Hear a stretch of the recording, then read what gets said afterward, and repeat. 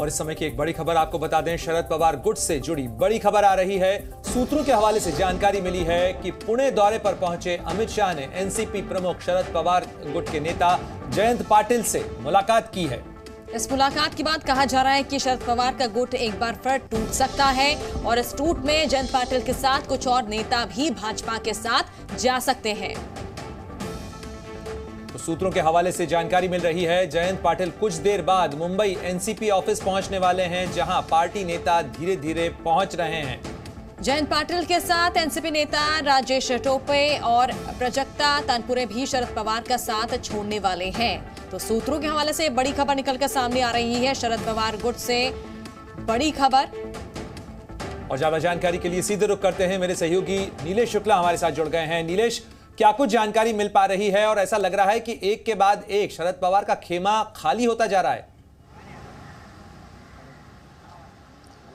जी बिल्कुल, सूत्रों द्वारा ये जानकारी मिली है कि पुणे दौरे पर पहुंचे अमित शाह से आज सुबह जयंत पाटिल की मुलाकात हुई और इन दोनों के बीच जो मध्यस्थता करवाई जा रही थी वो अजीत पवार द्वारा कराई जा रही थी। वही अजीत पवार जिन्होंने करीबन 1 महीने पहले शरद पवार को एक बड़ा झटका दिया था। आपको बताएं कि एक तरफ अजीत पवार तो दूसरी तरफ जयंत पाटिल शरद पवार के लेफ्ट और राइट हैंड माने जाते हैं। ऐसे में अगर जयंत पाटिल एक बड़ा निर्णय लेते हैं, जिस प्रकार अब तक जानकारी मिल पा रही है, तो एक बड़ी चोट जो है वो शरद पवार को एक बार फिर मिल सकती है और कहें कि एनसीपी पूर्ण रूप से अब बीजेपी और शिवसेना के साथ जुड़ जाएगी, क्योंकि सिर्फ जयंत पाटिल ही नहीं बल्कि उनके साथ 2 और अन्य जो बड़े नेता हैं एनसीपी के वो भी जा रहे हैं, जिनमें राजेश टोपे और प्रजक्ता तानपुरे भी शामिल हैं। यानी कि उनके साथ एक बड़ा कुनबा जो है वो अब बीजेपी और शिवसेना के साथ जुड़ सकता है। यानी कि शरद पवार के लिए एक बड़ी मुसीबत साबित हो सकती है।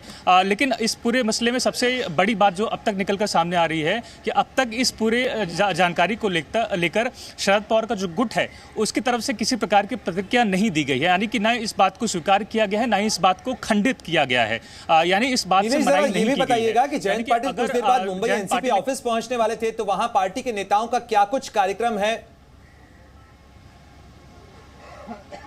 जी बिल्कुल, जो जानकारी दी जा रही है उसके अनुसार जयंत पाटिल अब से कुछ ही मिनटों में यानी 3 बजे का वक्त दिया गया है जब वो एनसीपी ऑफिस पहुंचेंगे और उनसे पहले धीरे धीरे जो उनके कार्यकर्ता हैं, समर्थक हैं, पार्टी स्पोक्स पर्सन हैं, वो अब धीरे धीरे पार्टी में जुट रहे हैं। फिलहाल उनकी बॉडी लैंग्वेज देख कर यही अंदाजा लगता है कि पार्टी के लिए कहीं ना कहीं जो एक और दुखद खबर है वो मिल सकती है। समय बताया जा रहा है कि 4 बजे के पहले जयंत पाटिल एक प्रेस कॉन्फ्रेंस भी कर सकते हैं और संभवतः इस पूरे मसले को लेकर वो ब्रीफिंग भी कर सकते हैं। अब इस ब्रीफिंग में एक पॉजिटिव नोट शरद पवार के लिए होता है या एक पॉजिटिव नोट अमित शाह यानी बीजेपी गुट के लिए होता है, इस पर हमारी नजर बरकरार रहेगी। नीलेश, क्या माना जाए, यहाँ पर शरद पवार के भतीजे का कद बढ़ रहा महाराष्ट्र की सियासत में, ये माना जाए? जी बिल्कुल, लेकिन जब तक जयंत पाटिल द्वारा इस पूरे मसले को लेकर प्रमुखता से बात नहीं रखी जाती तब तक कुछ कहना जल्दबाजी होगी, क्योंकि शरद पवार जो है राजनीति के चाणक्य माने जाते हैं और अक्सर अंतिम क्षण में उनकी तरफ से एक पटकनी दी जाती है। अब इस पूरे मसले को लेकर जहां पर जयंत पाटिल, जिसके ऊपर वो अजीत पवार से भी ज़्यादा भरोसा जो है वो व्यक्त करते लगातार नजर आते रहे हैं, जब पार्टी टूटी उसके बाद एक बड़ी जिम्मेदारी जयंत पाटिल को दी गई। अब उसके बाद अगर जयंत पाटिल इस तरीके का फैसला लेते हैं तो क्या ये शरद पवार की मंजूरी से हो रहा है या फिर वाकई में उन्हें एक झटका दिया जा रहा है या फिर इसके पीछे शरद पवार की एक और गहरी और बड़ी राजनीतिक। केंद्रीय गृह मंत्री अमित शाह से जो मुलाकात हुई जयंत पाटिल की, उसके बारे में भी क्या कुछ जानकारी मिल पा रही है? कितनी देर की ये मुलाकात थी और क्या ये माना जाए कि ये मुलाकात जो थी वो कहीं ना कहीं उनका एनडीए का दामन थामने का टिकट था?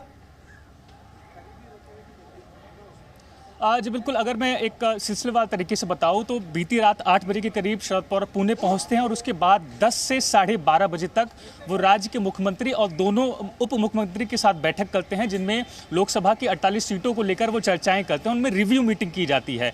इस दरमियान उन्हें पता चलता है कि जयंत पाटिल की जो सीट है वहाँ पर काफ़ी ज़्यादा हद तक बीजेपी और शिवसेना दोनों को नुकसान मिलता नजर आ रहा है और ऐसे में फिर अमित शाह द्वारा ये बात कही जाती है कि अगर जयंत पाटिल हमारे साथ आते हैं तो इससे जो एनडीए दल है उससे भी मजबूती मिलेगी और आने वाला जो लोकसभा चुनाव हो कहीं ना कहीं एक तरफा नजर आएगा। और इसी के बाद तमाम जानकारी के लिए जयंत पाटिल का अजीत पवार के साथ जाना कहीं ना कहीं एक बड़ा झटका जो है पार्टी को भी यहाँ पर दिखता हुआ नजर आ रहा है।